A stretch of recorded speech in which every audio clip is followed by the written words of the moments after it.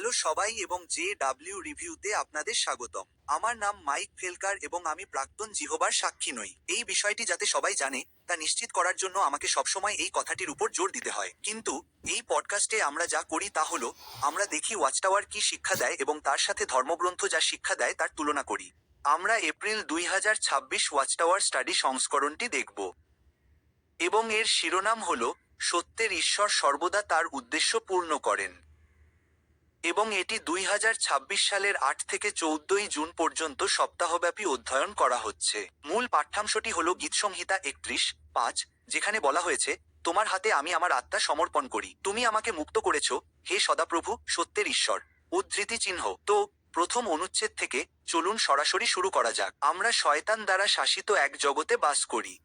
মিথ্যা, প্রতারণা এবং বিশ্বাসঘাতকতা এখানে সাধারণ ঘটনা। কাকে বিশ্বাস করতে হবে তা জানা কঠিন হতে পারে।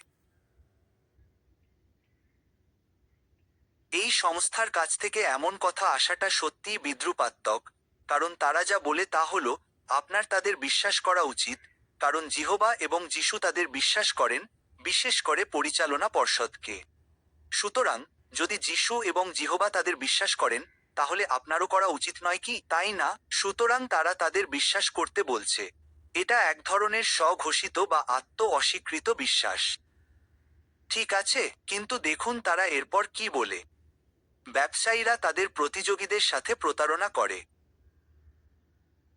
বিজ্ঞাপনদাতারা তাদের প্রচার করা পণ্য সম্পর্কে ভোক্তাদের বিভ্রান্ত করে। এবং কিছু মানুষ দেখেছে যে তারা তাদের ঘনিষ্ঠ বন্ধুদের কথা রাখার ব্যাপারেও ভরসা করতে পারে না। কথা রাখা এবং বিভ্রান্ত করা। কোন সংস্থার মানুষকে বিভ্রান্ত করার এমন রেকর্ড আছে? মানুষকে মৃত্যুর মুখে ঠেলে দেওয়া, এবং এটা কোনো অতিরঞ্জন নয়। সবচেয়ে সাম্প্রতিক নতুন তথ্য হলো রক্তনীতির হালনাগাদ। এবং এটি একটি রক্তনীতি, কোনো শাস্ত্রীয় শিক্ষা নয়। রক্তনীতিটি এমনভাবে হালনাগাদ করা হয়েছে যেখানে এখন কিছু রক্ত সঞ্চালন ঠিক আছে, যতক্ষণ পর্যন্ত তা আপনার নিজের রক্ত হয় যা সংরক্ষণ করা হচ্ছে এবং পরে সঞ্চালন করা হচ্ছে। কিন্তু কয়েক দশক ধরে তাদের শিক্ষার কারণে কত জিহোবার সাক্ষী গুরুতর স্বাস্থ্য জটিলতায় ভুগেছে বা হয়তো মারাও গেছে। কারণ মনে রাখবেন, আপনার তাদের বিশ্বাস করার কথা। তাদের তুলনায় যিশুর বাণীকে তুলনা করা যেতে পারে। সুতরাং এটি কেবল একটি উদাহরণ যেখানে এখন আপনি আপনার নিজের বিবেককে কাজে লাগিয়ে সিদ্ধান্ত নিতে পারেন যে আপনার নিজের রক্ত সংরক্ষণ করা এবং পরে তা সঞ্চালন করা উচিত কিনা। আগে এটা ঠিক ছিল না। এখন এটি একটি বিবেকের বিষয়, যা বিভ্রান্তিকর। বারবার বারবার বারবার তারা মানুষকে বিভ্রান্ত করেছে এই দাবি করে যে তারাই আজ পৃথিবীতে ঈশ্বরের যোগাযোগের একমাত্র মাধ্যম এবং তাদের প্রতি প্রশ্নহীন আনুগত্য রাখতে, তাদের বিশ্বাস করতে এবং এমনকি যদি কিছু অর্থহীনও মনে হয় তবুও মান্য করতে। বিভ্রান্তিকর। এবং তারপর তাদের কথা রাখা। তাদের কথা রাখা। প্রতিশ্রুতি দেওয়া, ভবিষ্যৎ সম্পর্কে ভবিষ্যদ্বাণী করা যা সত্যি হয় না, আপনাকে আশ্বাস দেওয়া যে এটি সত্যি হবে, কিন্তু তা হয় না। একের পর এক ব্যর্থতা। এটা খুবই বিদ্রূপাত্মক যে এই কথাগুলো তাদের কাছ থেকেই আসছে। এবং এটি আকর্ষণীয়ও বটে। তারা ভোক্তা এবং পণ্য নিয়ে কথা বলে। তাই যখন আপনি পণ্যের দিকে তাকাচ্ছেন, মানে তারা এই তুলনাটিই করছে। আমি এই তুলনাটি করছি না, কিন্তু পণ্য এবং সেই পণ্যগুলোর বিজ্ঞাপন ও প্রচারের কথা ভাবুন। এমন পণ্যের কথা ভাবুন, যার কথা আপনি হয়তো ভাবতে পারেন, যেটি ব্যাপকভাবে প্রচার করা হয়েছিল, হয়তো নিশ্চয়তাও দেওয়া হয়েছিল, হয়তো সঠিকভাবে কাজ করার প্রতিশ্রুতিও দেওয়া হয়েছিল, কিন্তু কয়েক বছর পর জিনিসটি বিকল হতে শুরু করে। এটি তার প্রতিশ্রুতি রক্ষা করতে পারেনি। তাহলে আপনি কি সেই নির্মাতাকে আবার বিশ্বাস করবেন? জানেন, আরে এটা তাদের উদাহরণ, আমার নয়। তাই এইভাবেই বিষয়টি নিয়ে ভাবুন। ঠিক আছে, চলুন চতুর্থ অনুচ্ছেদে যাই। আমরা জিহোবার উপর বিশ্বাস রাখতে পারি কারণ তিনি আমাদের ভালোবাসেন। জিহোবা মানুষকে সৃষ্টি করেছেন কারণ তিনি তাদের সঙ্গে জীবনের সুন্দর উপহারটি ভাগ করে নিতে চেয়েছিলেন। জিহোবা এই উদ্দেশ্যটি নিম্নলিখিত কথাগুলোর মাধ্যমে ব্যক্ত করেছেন। আসুন আমরা আমাদের স্বরূপে, আমাদের সাদৃশ্যে মানুষ সৃষ্টি করি। তাই যদিও জিহোবা যে জীবন ভাগ করে নিতে চেয়েছিলেন তা অগত্যা ভুল নয়, কিন্তু আদি পুস্তক রাত 1:26 অনুসারে তিনি এই কারণে মানুষকে সৃষ্টি করেননি। বরং ঘোষিত উদ্দেশ্য ছিল আধিপত্য করা এবং বংশ বৃদ্ধি করা। সুতরাং এটি এমন একটি উদাহরণ যেখানে ওয়াচটাওয়ার ক্রমাগত এই কাজটি করে থাকে। তারা একটি শাস্ত্রপদ উদ্ধৃত করে যা তাদের বলা কথাকে সরাসরি সমর্থন করে না। এখানে আলোচনা বাক্সে ঈশ্বরের সত্য বলার ইতিহাস সম্পর্কে বলা হয়েছে। এতে বিভিন্ন ধরনের প্রতিজ্ঞার কথা বলা হয়েছে, যেমন তিনি মসিকে প্রতিজ্ঞা করেছিলেন যে ইসরায়েলীয়রা নিজেদের জন্য একটি দেশে বাস করবে। তিনি প্রতিজ্ঞা করেছিলেন যে মসিহ আসবেন এবং মানবজাতিকে অভিশাপ থেকে মুক্ত করবেন। তিনি প্রতিজ্ঞা করেছিলেন যে একটি বিশ্বব্যাপী প্রচার কাজ হবে, ইত্যাদি। তারা জিজ্ঞাসা করে, আপনি কি এমন অন্য কোনো উদাহরণের কথা ভাবতে পারেন যখন জিহোবা তার প্রতিজ্ঞা পূর্ণ করেছেন? সুতরাং এটি ঈশ্বরের সত্য বলার ইতিহাস। তাই আমি আপনাদের জানিয়ে ভাবতে বলতে চাই তা হল, ওয়াচটাওয়ারের কি সত্য বলার কোনো ইতিহাস আছে, নাকি এটি মাঝে মাঝে সত্য হলেও তারা অনেক কিছু ভুল বলছে? ভাবার মতো একটি বিষয়। অনুচ্ছেদ 8। এটি সত্যিই আকর্ষণীয়। এটি প্রকাশিত বাক্য 12 অধ্যায়ের বিষয়ে আলোচনা করে। কি প্রমাণ?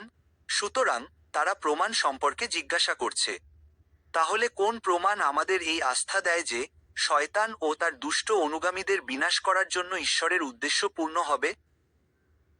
1914 সালে যিশু শয়তান, দিয়াবল এবং তার ভূতদের বিরুদ্ধে যুদ্ধ শুরু করেন এবং তাদের পৃথিবীতে নিক্ষেপ করেন। এর জন্য দেখুন প্রকাশিত বাক্য 12:7-9। আসুন আমরা এটি পড়ি। এটি একটি ছোট অংশ। আর স্বর্গে এক যুদ্ধ হয়েছিল। মিখায়েল ও তার দূতরা ড্রাগনের সঙ্গে যুদ্ধ করছিলেন। ড্রাগন ও তার দূতরা যুদ্ধ করল, কিন্তু তারা যথেষ্ট শক্তিশালী ছিল না এবং স্বর্গে তাদের জন্য আর কোনো স্থান রইল না। আর সেই মহাদানবকে, সেই আদি শোটকে, যাকে দিয়াবল ও শয়তান বলা হয় এবং যে সমগ্র জগৎকে প্রতারিত করে, তাকে নিচে নিক্ষেপ করা হলো। তাকে পৃথিবীতে নিক্ষেপ করা হলো এবং তার দূতদেরও তার সঙ্গে নিচে নিক্ষেপ করা হলো। স্পষ্টতই, এবং আমার মনে হয় জিহোবার সাক্ষীরাও একমত হবেন, যে এই পাঠ্যাংশ, এই কয়েকটি পদে 1914 সাল সম্পর্কে কিছুই উল্লেখ করা হয়নি। এমনকি এমন কোনো নির্দিষ্ট গণনার কথাও বলা হয়নি যা আপনাকে একেবারে 607 সাল পর্যন্ত নিয়ে যাবে এবং তারপর অঙ্ক কষতে হবে, তাই না? সেখানে কিছুই নেই। সেখানে কিছুই নেই। এটা ওয়াচটাওয়ারের বানানো একটা বিষয়। 1914 সালে কি ঘটেছিল বলে তারা মনে করে তা নিয়ে তাদের একটি মতবাদ আছে। তারা এই অনুচ্ছেদগুলো খুঁজে বের করার চেষ্টা করে এবং ঠিক এভাবেই অনুচ্ছেদগুলোর মধ্যে 1914 সালকে খুঁজে বের করার চেষ্টা করে। কিন্তু এই অনুচ্ছেদটি যে 1914 সালকে নির্দেশ করে তার কোনো প্রমাণ নেই। এটি সম্ভবত প্রথম শতাব্দীর একটি পরিপূর্ণতাকে নির্দেশ করে, যা ক্রুশে খ্রিস্টের মৃত্যু এবং স্বর্গে তার আরোহণের সময় ঘটেছিল। তাই আমি আপনাদের এর কয়েকটি উদাহরণ দেখাবো।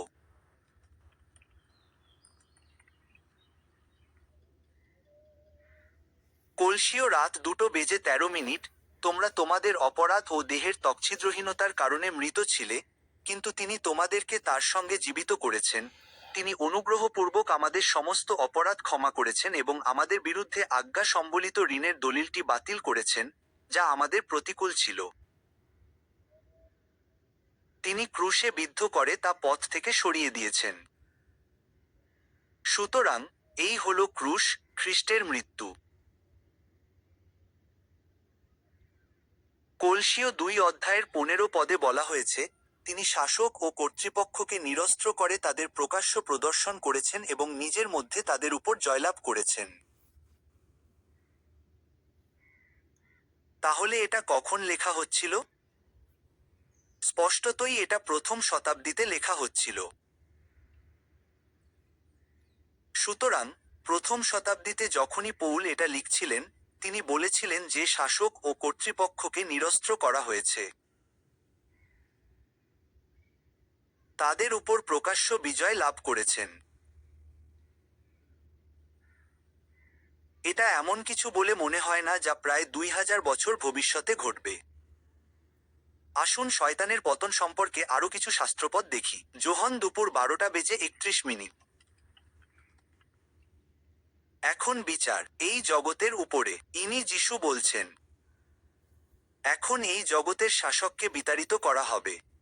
আর যদি আমাকে পৃথিবীতে তুলে নেওয়া হয়, আমি সমস্ত মানুষকে আমার দিকে আকর্ষণ করব। সুতরাং এখন এই জগতের শাসককে বিতাড়িত করা হবে। এর অল্প পরেই যিশু তার বলিদান প্রদর্শন করতে এবং স্বর্গে আরোহণ করতে যাচ্ছিলেন। চলুন আরেকটি দেখি। 1 যোহন ভোর 5:19। আমরা জানি যে আমরা ঈশ্বরের এবং এই সমগ্র জগৎ দুষ্টের ক্ষমতার অধীনে রয়েছে। সে কি শয়তান নয়? সুতরাং আবার প্রথম শতাব্দীতে লেখা। তাই প্রকাশিত বাক্য দুপুর 12:10। সুতরাং এটি প্রকাশিত বাক্য 12:7-9 এ আমরা যা পড়লাম তার পরের অংশ। তাহলে চলুন 10 পদে যাই। ওহ, এই তো। আর আমি স্বর্গে এক উচ্চস্বর শুনলাম, এখন আমাদের ঈশ্বরের পরিত্রাণ, পরাক্রম, রাজ্য এবং তার খ্রিস্টের কর্তৃত্ব এসেছে। কারণ আমাদের ভাইদের অভিযোগকারীকে নিচে ফেলে দেওয়া হয়েছে, যে দিনরাত ঈশ্বরের সামনে তাদের বিরুদ্ধে অভিযোগ করে। ওয়াচটাওয়ার বলছে, এই ঘটনাটি 1914 সালে ঘটেছিল। তাহলে এটি কিসের কথা বলছে? এটি ঈশ্বরের রাজ্যের কর্তৃত্ব এবং তার খ্রিস্টের কর্তৃত্বের কথা বলছে। এসে গেছে। তাহলে আসুন আমরা দেখি, প্রথম শতাব্দীতে এমন ঘটনা ঘটার কোনো উদাহরণ আছে কিনা। মথি দুপুর 12:28 পদে যিশু কি বলেছেন তা দেখুন। কিন্তু আমি যদি ঈশ্বরের আত্মার দ্বারা ভূত তাড়িয়ে দিয়ে থাকি, তবে ঈশ্বরের রাজ্য তোমাদের উপরে এসে পড়েছে। মথি 28:19 পদে বলা হয়েছে, অতএব তোমরা যাও এবং সমস্ত জাতির শিষ্য তৈরি করো, পিতা, পুত্র ও পবিত্র আত্মার নামে তাদের বাপ্তিস্ম দাও। আসলে, দুঃখিত, আমি বলতে চেয়েছিলাম একটু পেছনে গিয়ে 18 পদে যাই। তখন যিশু এগিয়ে এসে তাদের বললেন, স্বর্গে ও পৃথিবীতে সমস্ত কর্তৃত্ব আমাকে দেওয়া হয়েছে। স্বর্গে ও পৃথিবীতে সমস্ত কর্তৃত্ব। ইনিই প্রথম শতাব্দীর যিশু। এরপর আরও একটি, ইফিসীয় রাত 1:20-21, যা তিনি খ্রিস্টের মধ্যে সম্পন্ন করেছেন, তাকে মৃতদের মধ্য থেকে পুনরুত্থিত করে এবং স্বর্গীয় স্থানে তার ডান পাশে বসিয়েছেন, সমস্ত শাসন, কর্তৃত্ব, শক্তি ও আধিপত্যের ঊর্ধ্বে, প্রত্যেক নামে যা কিছু বলা হয়, শুধু এই যুগে নয়, বরং আগত যুগেও। সুতরাং, যদি প্রথম শতাব্দীতে খ্রিস্টের সমস্ত শাসন, কর্তৃত্ব এবং রাজ্য থাকা না হয়, তবে আমি জানি না আর কি হতে পারে।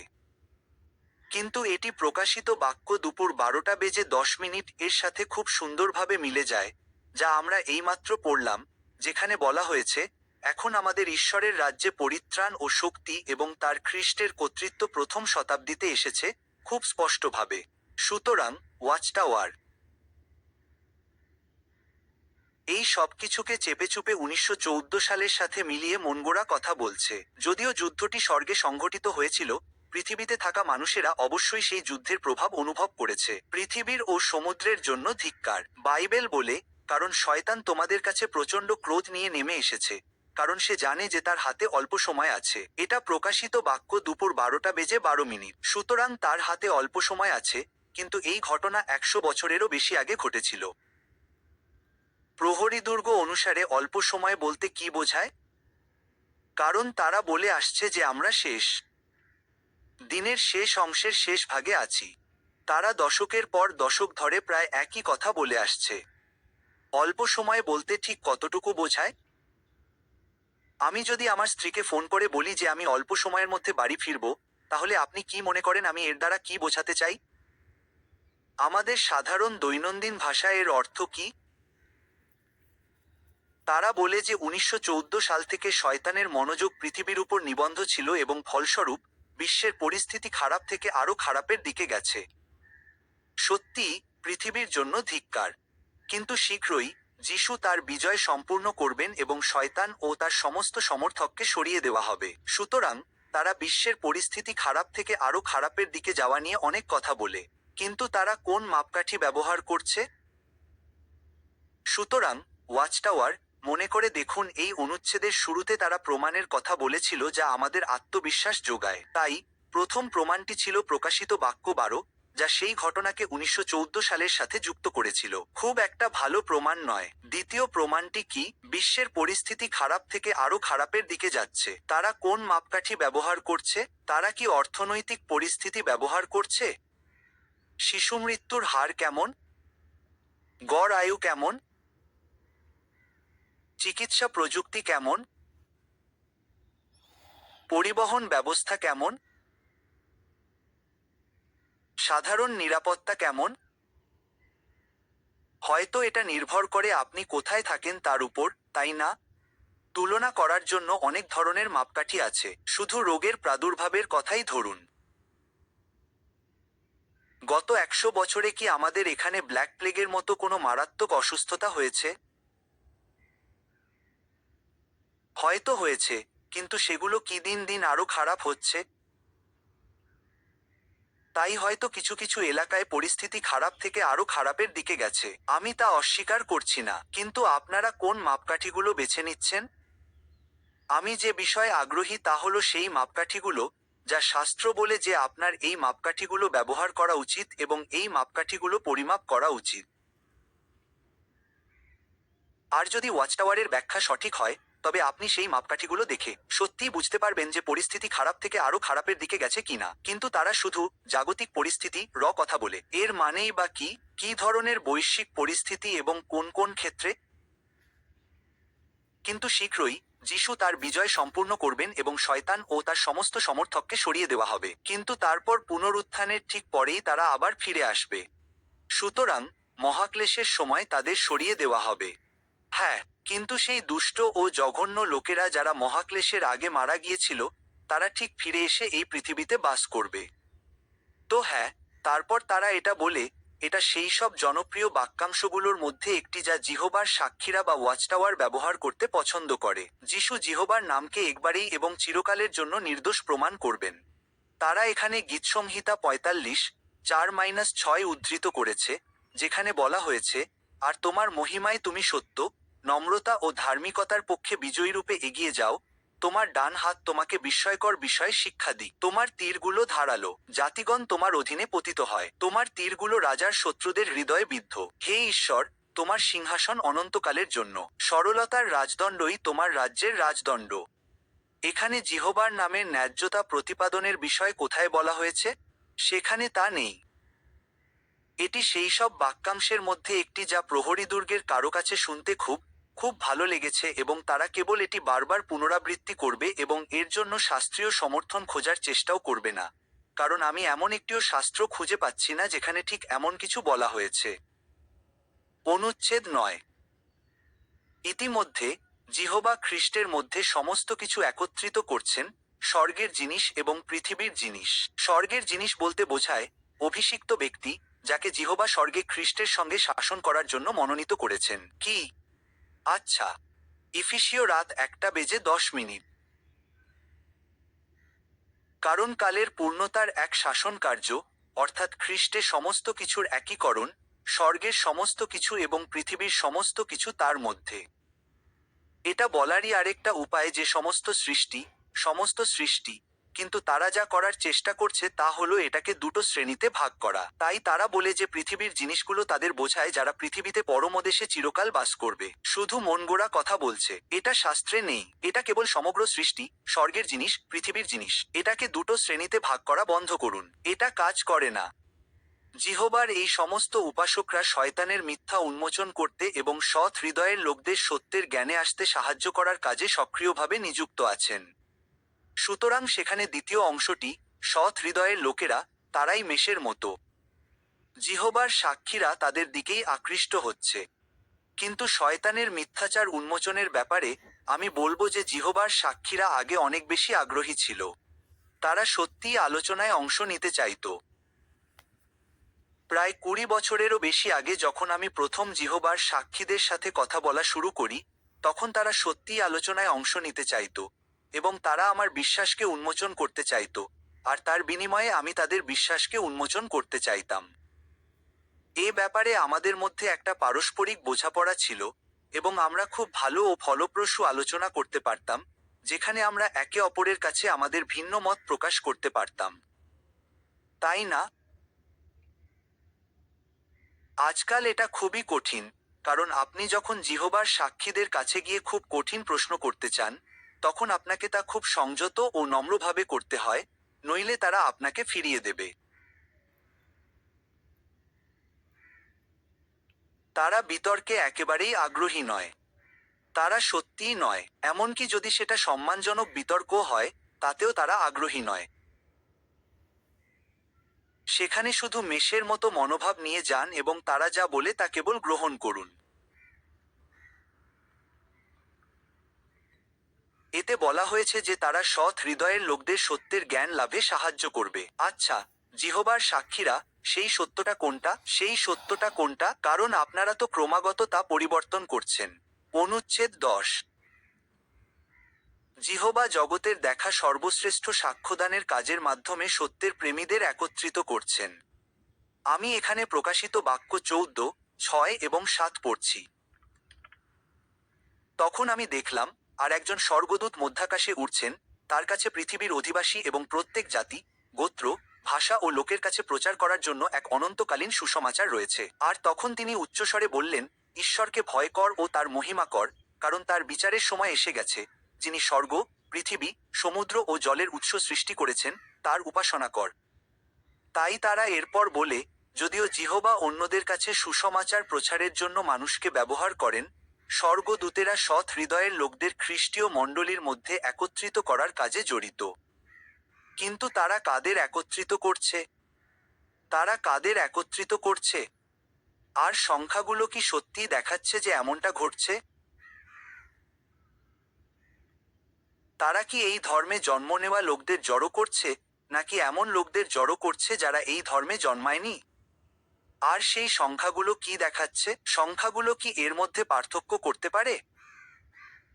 তারা বলতে থাকে, এই সাক্ষ্যদানের কাজ মহাবাবিলের শেখানো মিথ্যাগুলোকে উন্মোচন করে, যা হলো মিথ্যা ধর্মের বিশ্ব সাম্রাজ্য এবং যা শয়তান শতাব্দীর পর শতাব্দী ধরে জিহোবার বিষয়ে মিথ্যা ছড়ানোর জন্য ব্যবহার করে আসছে। এরপর তারা বলে, শীঘ্রই সমস্ত মিথ্যা ধর্ম সম্পূর্ণরূপে ধ্বংস হয়ে যাবে এবং যারা সত্যের ঈশ্বরকে ভালোবাসে, তারা সবাই তাকে সেই মহিমা দেবে যা তিনি পুরোপুরি প্রাপ্য।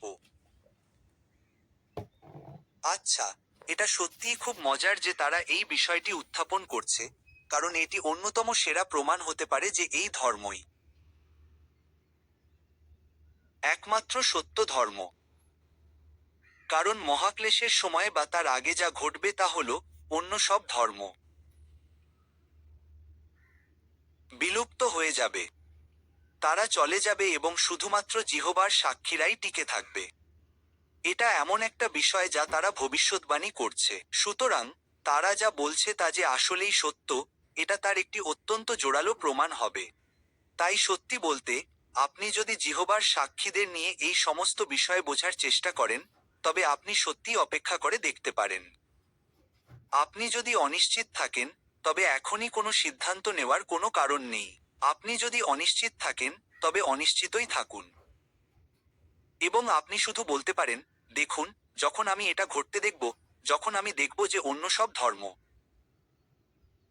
উধাও হয়ে গেছে, তখন আমি একজন জিহোবার সাক্ষী হব। আমি সেটা দেখব। উদ্ধৃতি চিহ্ন। হ্যাঁ, তারা এ ব্যাপারে ঠিকই বলেছিল।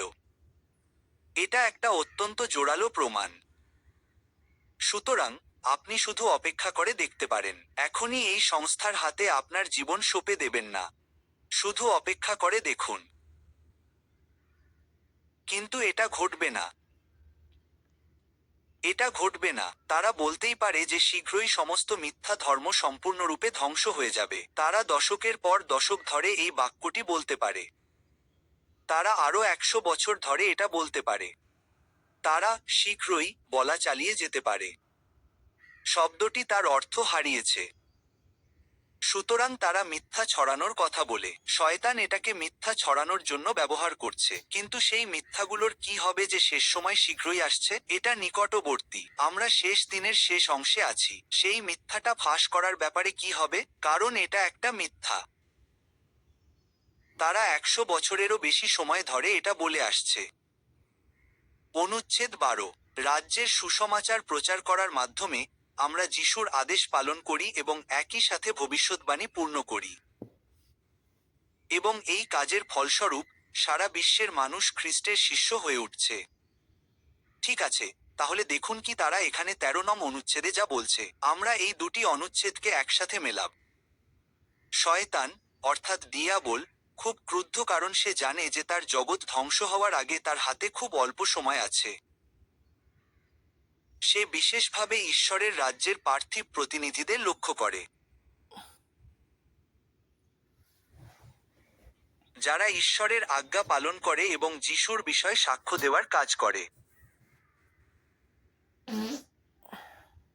আচ্ছা, তাহলে জিহোবার সাক্ষীরা যিশুর বিষয়ে সাক্ষ্য দেয়। আসুন আমরা এখানকার এই পদগুলো দেখি। প্রকাশিত বাক্য দুপুর 12:17 পদে বলা হয়েছে, তখন নাগটি সেই নারীর উপর ক্রুদ্ধ হল এবং তার বাকি বংশধরদের, যারা ঈশ্বরের আজ্ঞা পালন করে ও যিশুর বিষয়ে সাক্ষ্য দেয়, তাদের সঙ্গে যুদ্ধ করতে গেল। আর তারপর 1412 অধ্যায়।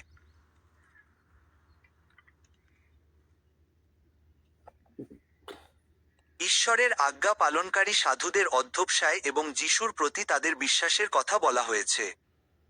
সুতরাং প্রথমে বলা হয়েছে যে তিনি বিশেষভাবে ঈশ্বরের রাজ্যের পার্থিব প্রতিনিধিদের লক্ষ্য করেছেন। তাই এটা যে কেবল তাদেরই বিষয় এবং অন্য কারো নয়, তা প্রমাণের ভার জিহোবার সাক্ষীদের উপরই বর্তায়।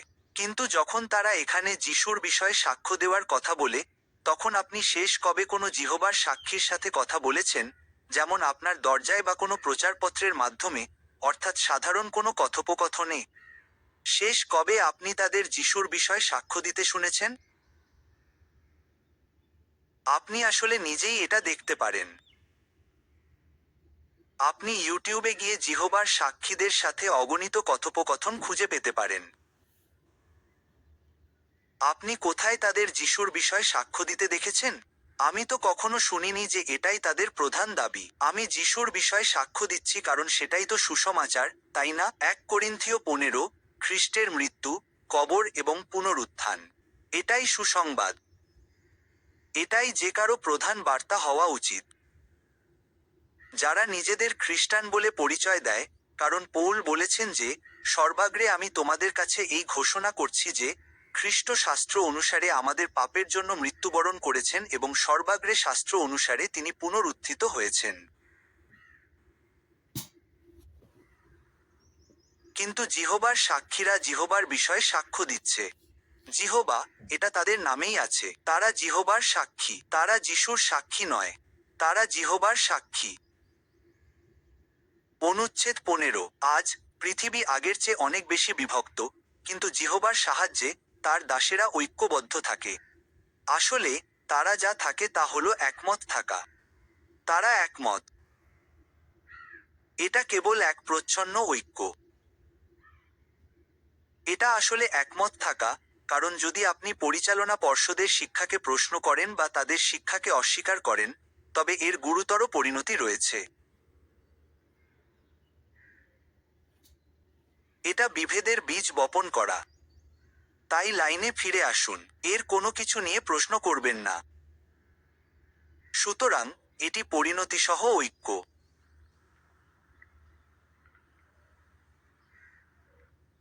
পরে অনুচ্ছেদটি, তারা বলে, আমরা আত্মবিশ্বাসের সাথে ভবিষ্যতের দিকে তাকাই। প্রেরিত পৌলের রোমিও সকাল 8:38 ও 39 পদে পাওয়া কথাগুলো আমাদের আশ্বাস দেয়।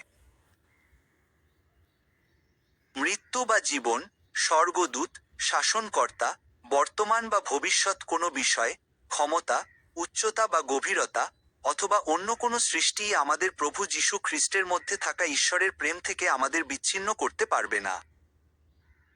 সুতরাং বিষয়টি এখানেই রয়েছে। জিহোবার সাক্ষীরা কি তাদের পরিচর্যা, তাদের আন্দোলনকে যীশু খ্রিস্টকে কেন্দ্র করে গড়ে তুলছে, নাকি অন্য কিছুকে? এটা কি আত্মপ্রচারের জন্য, অর্থাৎ তারা কতটা মহান এবং অন্য সবার চেয়ে কতটা ভালো, তা দেখানোর জন্য? নাকি মনোযোগ সেখানেই নিবন্ধ যেখানে থাকা উচিত, যীশু খ্রিস্টের উপর? অনুচ্ছেদ 16, এবং আমরা এখানেই শেষ করব। সত্যের ঈশ্বর জিহোবার উপর বিশ্বাস করার আমাদের সমস্ত কারণ রয়েছে। তিনি আমাদের সৃষ্টিকর্তা। তিনি আমাদের গভীরভাবে ভালোবাসেন। এই বিশাল জনতা দ্রুত প্রসারিত হচ্ছে। যেহেতু সকল জাতির লোকেরা জিহোবার উপাসনা করতে আসছে, আমরা জানি যে তিনি সর্বদা তার উদ্দেশ্য পূর্ণ করেন এবং তিনি শীঘ্রই শয়তানের প্রতারণা ও মিথ্যার জাল শেষ করার জন্য কাজ করবেন। তাহলে তারা কি দ্রুতগতিতে প্রসারিত হচ্ছে? তারা তাদের সংখ্যা প্রকাশ করেছে। সুতরাং সংখ্যাগুলো দেখুন। তারা কি তাদের সংখ্যা অনুযায়ী দ্রুতগতিতে প্রসারিত হচ্ছে? নাকি এটি তুলনামূলকভাবে স্থবির এবং মূলত তাদের জনসংখ্যা, তাদের পারিবারিক জনসংখ্যা, সন্তান জন্মদান এবং সেই সন্তানরা জিহোবার সাক্ষী হওয়ার সাথে সাথে বাড়ছে? এটা কি সেরকমই বেশি, নাকি সাক্ষীদের সাথে পূর্বে কোনো সম্পর্ক না থাকা সত্ত্বেও প্রকৃত ধর্মান্তরিত ব্যক্তিরা দ্রুতগতিতে প্রসারিত হচ্ছে? সুতরাং আমরা এখানেই শেষ করছি। এই ওয়াচটাওয়ারে আমরা আরো কয়েকটি বিষয় পর্যালোচনা করতে যাচ্ছি, তাই আশা করি আমি সেগুলো করতে পারবো। আপনার যদি কোনো প্রশ্ন বা মন্তব্য থাকে, অনুগ্রহ করে নিচে জানান। আপনি যদি ব্যক্তিগতভাবে আমার সাথে যোগাযোগ করতে চান, তাহলে নিচের ভিডিও বিবরণে যান। ব্যক্তিগতভাবে আমার সাথে যোগাযোগ করার বিভিন্ন উপায় আছে। আমি পরিচয় গোপন রাখতে পারি, তাতে কোনো সমস্যা নেই। আপনি যদি এটিকে সমর্থন করতে চান, তাহলে অনুগ্রহ করে সাবস্ক্রাইব করুন, লাইক দিন, নোটিফিকেশন বেলটি বাজান, এই সব করুন। আপনি যদি আর্থিকভাবে সমর্থন করতে চান, তাহলে নিচে কয়েকটি ভিন্ন উপায় দেওয়া আছে। আপনাদের সমর্থনের জন্য সবাইকে অনেক ধন্যবাদ। দেখার জন্য ধন্যবাদ, এবং পরের বার আবার দেখা হবে। জিহোবার সাক্ষী এবং অন্যান্য বিষয় সম্পর্কে আরও তথ্যের জন্য অনুগ্রহ করে michaelj.felkar.com এ যান। সেখানে